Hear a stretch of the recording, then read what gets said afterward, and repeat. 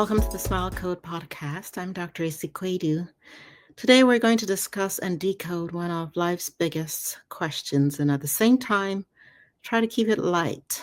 Today's topic is one of the most profound and practical tools for living a peaceful, authentic life, and that is wisdom. Specifically, we're exploring how to discern the difference between the things we can control and the things that we cannot control. It reminds me of the serenity prayer.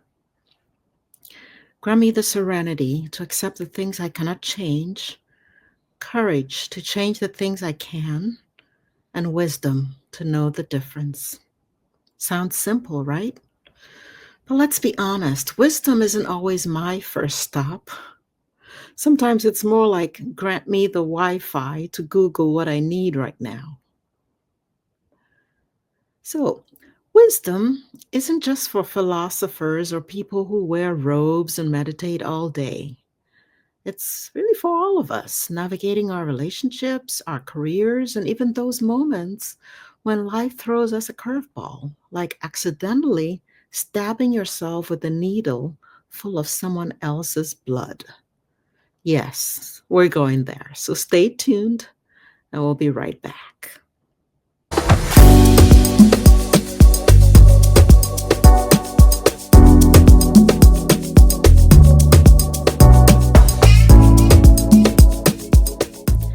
Let me take you back about 35 years to the early days of my dental career. It was a time when HIV was making headlines and striking fear in everyone. At the time, the disease had no cure, and contracting it was essentially a death sentence. And as a young dentist, I was doing everything by the book. One day, I was given a patient an injection when, out of nowhere, she jerked her head suddenly, and the bloodied needle went straight from her tissues directly into my finger. Now, when I tell you I prayed, I prayed a full Hail Mary, maybe 2 or 3. I knew the implications. If this patient was infected, my life would change forever. And here's the kicker. I was following protocol. This is what we were taught in dental school. But after that moment, I realized something. While I couldn't control my patient's sudden movement or the fear of the unknown, I could control how I gave anesthesia going forward. So from that day on, I never used my finger as a retractor. I switched to using my trusty metal mirror instead. Not only did it protect me, but I've never had another accidental poke since. And that experience taught me an invaluable lesson, and that is wisdom isn't just knowing what you cannot control. It's about changing what you can to protect yourself, having the courage to do that moving forward. Now, my story might not involve global advocacy or media empires, but wisdom shows up in all kinds of ways. So let's look at 2 extraordinary examples, Malala Yousafzai and Oprah Winfrey.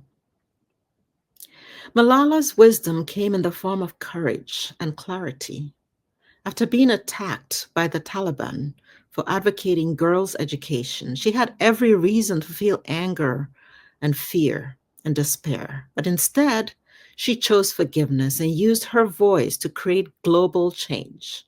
She controlled what she could, her advocacy, and she let go of what she couldn't, like the hatred directed at her. Now that's wisdom in action. Now let's talk about Oprah.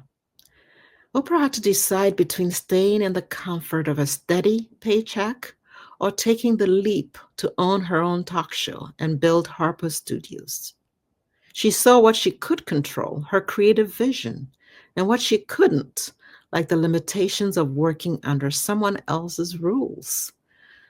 Oprah's wisdom paid off in the form of not just success, but legacy. Now, these stories might feel larger than life, but the lessons are universal.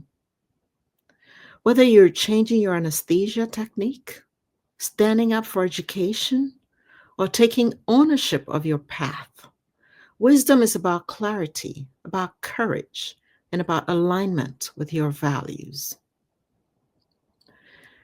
Now, not every wisdom moment has to be so dramatic. Sometimes it's about learning from everyday experiences.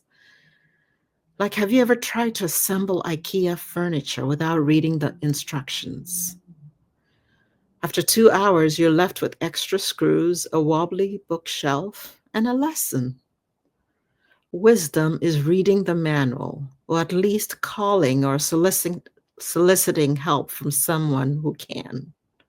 But seriously, wisdom often shows up in those small moments when we step back and ask, what's really in my control here?